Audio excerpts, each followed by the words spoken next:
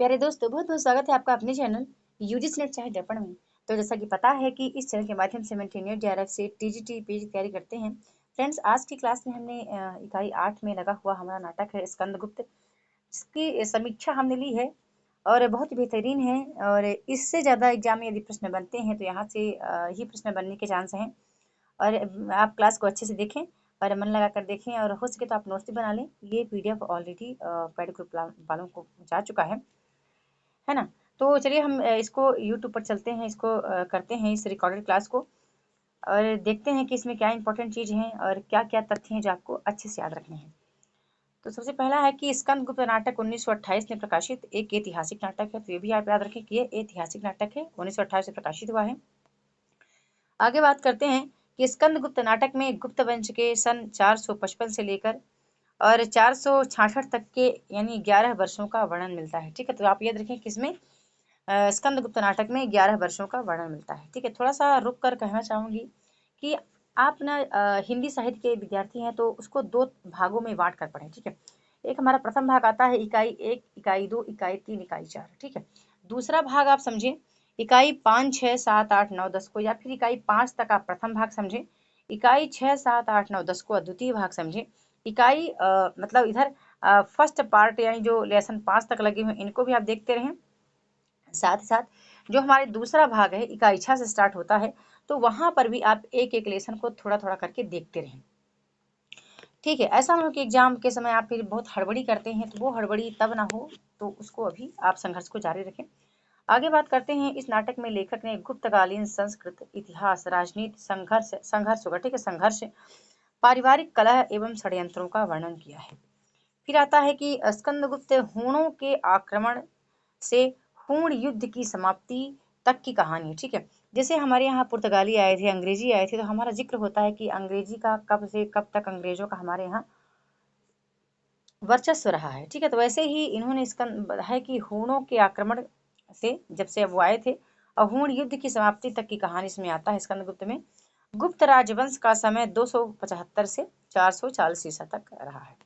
ठीक है, आगे बात करते हैं कि यह नाटक देशभक्त, वीर, साहसी, प्रेमी स्कंदगुप्त विक्रमादित्य के जीवन पर आधारित ऐतिहासिक नाट्य कृति है। नाटक का आरंभ स्कंदगुप्त के इस कथन से होता है कि अधिकार सुख कितना मादक और सारहीन है। ठीक है, ये इंपॉर्टेंट है परीक्षा के लिए। आगे चलिए कथा का थोड़ा सा सारांश और कथा बस देखते हैं, फिर हम देखेंगे यहाँ पर महत्वपूर्ण कथन अलग अलग विद्वानों के अनुसार इन्होंने दिया है। तो बहुत सारा बहुत बड़ा पीडीएफ है। ठीक है, हो सकता है कि 2 पार्ट में करूँ, मैं इसको कोशिश करूंगी, वीडियो ज़्यादा बड़ी नहीं होती तो मैं आपको सारी चीज़ें एक साथ ही समझा दूंगी, लेकिन काफ़ी बड़ा पीडीएफ है ये, तो कोशिश करूंगी कि मैं 2 पार्ट में इसको बताऊं, है ना। तो सबसे पहले देखो यहाँ कई हमने विद्वानों के अनुसार कथन भी लिए रखे थे। ठीक है, बात करती हूँ कि स्कंदगुप्त का इतिहास देख लेते हैं, है ना। स्कंदगुप्त भारत में 3री से 5वीं सदी तक के राज्य करने वाले गुप्त वंश के शासक थे। कुछ लोगों का मानना है कि ये 8वें और अंतिम महान शासक थे, यानी गुप्त वंश के कौन, स्कंदगुप्त जो थे गुप्त वंश के 8वें और अंतिम महान शासक थे। स्कंदगुप्त जितने सालों तक शासन किए उतने ही वर्षों तक मध्य एशिया के कबीलाई हूणों से लड़ाई भी लड़ी। कबीलाई हूणों एक जाति के लोग थे, जैसे हमारे यहाँ पुर्तगाली आए थे, है ना, अंग्रेजी आए थे, ईसाई आए, है ना। तो वैसे ही कबीलाई हूणों से लड़ाई भी लड़े और वे जीते भी थे। यह भी कहा जाता है कि स्कंदगुप्त के शासनकाल में जनता में कोई विद्रोह नहीं हुआ था और न ही कोई व्यक्ति बेघर हुआ था। वे बहुत ही संयमी तरीके से शासन कार्य करते थे। अपने कुशल नेतृत्व व योग्यता के बदौलत ही गुप्त वंश स्कंदगुप्त ने हूणों और पुष्य मित्रों को लड़ाई में पराजित किया, जिसके कारण उन्हें विक्रमादित्य की उपाधि मिली। ठीक है, तो स्कंदगुप्त को विक्रमादित्य की उपाधि भी दी गई थी। आगे बात करते हैं स्कंदगुप्त नाटक का उद्देश्य देख लेते हैं। पहला है कि बाहरी लोगों से लड़ने के पश्चात विजयी होने पर सांस्कृतिक विजय। दूसरा था कि गुप्त साम्राज्य जब बिखर रहा था उस अवसर पर स्कंदगुप्त के रूप में एक वीर नायक का आना, इसके द्वारा अंग्रेज के पराधीन तत्कालीन समाज को एक रास्ता दिखाना। ठीक है, आगे बात करती हूँ कि बच्चन सिंह के शब्दों में बच्चन सिंह क्या लिखते हैं कि वास्तविकता तो यह है कि वे वर्तमान में अपनी समसामयिक समस्याओं के बिंदु से अतीत को देखते और भविष्य को परिकल्पित करते। अतीत, वर्तमान, भविष्य उनके लिए अखंड, एक कालिक और अविभाज्य है। ठीक है, ऐसा डॉक्टर बच्चन सिंह ने लिखा है स्कंदगुप्त नाटक के लिए संबंध में। दशरथ ओझा के शब्दों में वो लिखते हैं कि इस नाटक में मनुष्य को पूर्णता पर पहुंचने का एक मार्ग दिखाया गया है, जिसे भागवत धर्म कहते हैं। आगे प्रोफेसर वासुदेव के शब्दों में देख लेते हैं। प्रसाद जी ने भारतीय इतिहास के इन गौरवपूर्ण पृष्ठों को नाटक का रूप केवल इसलिए नहीं दिया कि वह इसके माध्यम से अतीतकालीन भारतीय संस्कृति का गुणगान करना चाहते थे, अपितु इन्होंने अतीत के माध्यम से वर्तमान का अध्ययन किया है, समसामयिक समस्याओं को उठाया है और उसका समाधान प्रस्तुत किया है तथा अनागत के लिए संदेश भी दिया है। ठीक है, आगे बात करते हैं कि नाट्य रचना के प्रयोजन के संबंध में जयशंकर प्रसाद जी ने खुद लिखा है विशाख की भूमिका में कि इतिहास का अनुशीलन किसी भी जाति को अपना आदर्श संगठित करने के लिए अत्यंत लाभदायक होता है। मेरी इच्छा भारतीय इतिहास के अप्रकाशित अंश में से उन प्रकांड घटनाओं की दिग्दर्शन कराना है जिन्होंने हमारी वर्तमान स्थिति को बनाने का प्रयत्न किया है। ठीक है, आगे बात करती हूँ कि जयशंकर प्रसाद के शब्दों में ही है कि पात्रों की ऐतिहासिकता के विरुद्ध चरित्र की दृष्टि जहाँ तक संभव हो सका है वहीं होने दिया गया है। फिर भी कल्पना का अवलंबन लेना ही पड़ा, केवल घटना की परंपरा ठीक करने के लिए। उनके अनुसार उन्होंने कल्पना का सहारा उतना ही लिया जिससे कहानी को आगे बढ़ाया जा सके। सारे विद्वान भी इससे सहमत हैं। ठीक है, यानी इस ऐतिहासिकता की बात तो इस नाटक में कही गई है, लेकिन कुछ इन्होंने कल्पना की भी प्रचुरता इसमें दिखाई पड़ती है। डॉक्टर नगेंद्र कहते हैं कि उनके शब्दों यानी जयशंकर प्रसाद के नाटकों में पौराणिक युग के जन्मेजय का नागयज्ञ से लेकर हर्षवर्धन युग राज्यश्री तक के भारतीय इतिहास की गौरवमयी झांकी देखने को मिलती है। डॉक्टर रामचंद्र तिवारी कहते हैं कि प्रसाद के नाटकों में ऐतिहासिक तथ्यों की रक्षा करते हुए सांस्कृतिक वातावरण उपस्थित करने में पूर्णतः सफल हैं।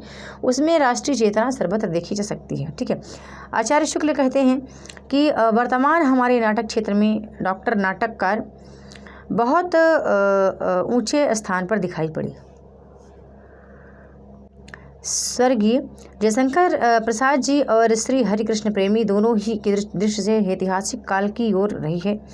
प्रसाद मतलब कहने का से कि कह रहे हैं कि डॉक्टर हमारे प्रेमी जी और प्रसाद जी का दोनों का जो दृश्य था नाटक लिखने का ज़्यादा तक ऐतिहासिकता ही रहा है।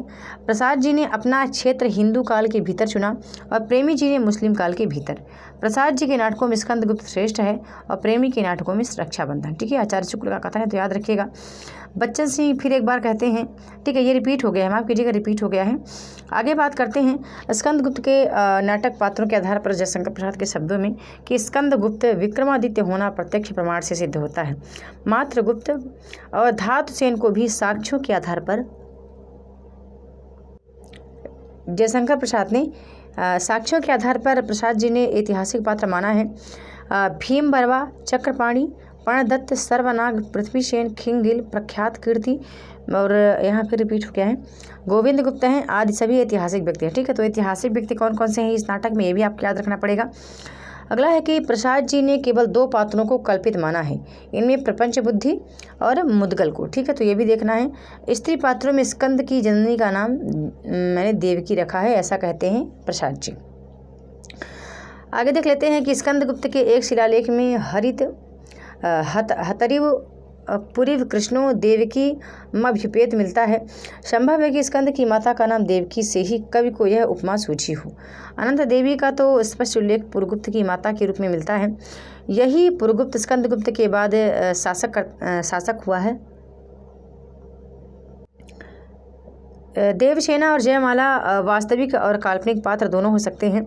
विजय, कमला, रामा और मालिनी जैसी दूसरी नामधारी स्त्री की भी उस काल में संभावना है, तब भी ये कल्पित हैं। कहानी भी ऐतिहासिक पात्रों के इर्द गिर्द घूमती है। ठीक है, आगे बात करते हैं कि स्कंदगुप्त नाटक में कुल 5 अंक हैं, 33 दृश्य हैं और गीतों की संख्या 17 है, तो ये भी आपको याद रखना पड़ेगा। ठीक है, प्रथम अंक में 7 दृश्य देखने को मिलते हैं, यह इंपॉर्टेंट है। दूसरे अंक में 7 दृश्य हैं, तीसरे अंक में 6 दृश्य हैं, चौथे अंक में 7 दृश्य हैं, 5वें अंक में 6 दृश्य हैं। ठीक है, तो ये भी इंपॉर्टेंट है। आगे बात करती हूँ कि नाटक के जो 17 पुरुष पात्र हैं उनका थोड़ा परिचय देख लेते हैं, क्या है इंपॉर्टेंट है ये भी आपके लिए। तो स्कंदगुप्त कौन है? युवराज हैं, विक्रमादित्य हैं, स्कंदगुप्त गुप्त होना चाहिए था। नाटक देश प्रेमी, नीतिज्ञ हैं, स्वाभिमानी हैं, वीर योद्धा हैं और स्त्रियों का सम्मान करने वाले हैं। ठीक है, ये चीज़ हो गया। कुमारगुप्त कौन है? तो मगध का सम्राट और महादंडनायक है। गोविंदगुप्त कुमार का भाई है। पर्णदत्त मगध का महानायक है। चक्रपालित पर्णदत्त का पुत्र है। बंधुवर्मा मालव के राजा हैं। भीम वर्मा बंधुवर्मा के भाई हैं। आगे बात करते हैं कि मातृगुप्त काव्यकर्ता कालिदास हैं। प्रपंच बुद्धि बौद्ध का पालिक है। आगे सर्वनाग अंतर्वेद का विषयपति हैं। कुमारदास यानी धातुसेन सिंहल के राजकुमार हैं। पुरगुप्त कुमारगुप्त का छोटा भाई है। आगे बात करते हैं कि भट्टार्क कौन है? तो महाबलाधिकृत हैं। पृथ्वीसेन मंत्री कुमारामात्य हैं। खिंगिल हूण आक्रमणकारी हैं। मुदगल जो है विदूषक हैं। ठीक है, आगे बात करते हैं कि प्रख्यात कीर्ति लंका राज्य कुल का श्रवण, महाबोध विहार, स्थविर, महाप्रतिहार, महादंडनायक, नंदीग्राम का दंडनायक, प्रहरी सैनिक आदि भी पात्र इसमें देखने को मिलते हैं। बात करते हैं स्त्री पात्र कौन कौन सी हैं? तो देवकी हैं, कुमारगुप्त की बड़ी रानी, स्कंदगुप्त की माता हैं। अनंत देवी कुमारगुप्त की छोटी रानी, पुरगुप्त की माता हैं। जयमाला बंधुवर्मा की स्त्री, मालव की रानी हैं। देवसेना बंधुवर्मा की बहन है। विजया मालव के धन कुबेर की कन्या है। कमला भट्टार्क की जननी है। रामा सर्वनाग की स्त्री हैं और मालिनी मातृगुप्त की प्रणाली सखी दासी है ना। आगे बात करते हैं गीतों की संख्या इसमें कितनी है? तो 17 गीत हैं, ये भी इंपॉर्टेंट है। देवसेना के 5 गीत हैं। विजया के 2 गीत हैं। नर्तकियों के 2 गीत हैं। नेपथ्य से 2 गीत लिए गए हैं। देवसेना की सखी का 1 गीत है। मातृगुप्त और मुदगल सम्मिलित स्वर में प्रार्थना के साथ 1 गीत है। मातृगुप्त के 2 गीत हैं। समूह गान और 1 गीत है और स्कंदगुप्त का 1 गीत इसमें देखने को मिलता है। ठीक है, आगे बात करते हैं कि नाटक इसमें 3 प्रकार के देखे जाते हैं। एक देव पात्र हैं, स्कंदगुप्त है, देवसेना, पर्णगुप्त और बंधुवर्मा। दूसरे दानव पात्र हैं, भट्टार्क है, प्रपंच बुद्धि, अनंत देवी और विजया हैं। तीसरे मानव पात्र हैं जिसमें सर्वनाग और जयमाला है। ठीक है, तो ये भी इंपॉर्टेंट है। स्कंदगुप्त नाटक में ऐतिहासिकता, मगध का गुप्त राजवंश, मालव का राजवंश, विक्रमादित्य और कालिदास का वर्णन देखने को मिलता है। तो आता है सबसे पहले नाटक की कथा वस्तु। ठीक है, नाटक की कथा वस्तु का पहला अंक यहाँ देखने को मिलता है और प्रथम अंक में 7 दृश्य देखने को मिलते हैं। ये 7 दृश्य है ना, यहाँ तक हमारे समक्ष हैं। तो ये क्लास कैसी आपको लगी, लाइक और कमेंट के माध्यम से ज़रूर बताइएगा। मिलती हूँ अपने अगली वीडियो में। ठीक है, इसी का अगला भाग आपको कल दिखा देती हूँ। ठीक है, आपको क्लास अच्छी लगी तो आप ज़रूर बताइएगा कमेंट करके और लाइक करके अपना एक फीडबैक अवश्य दीजिएगा, है ना। तो बहुत बहुत धन्यवाद।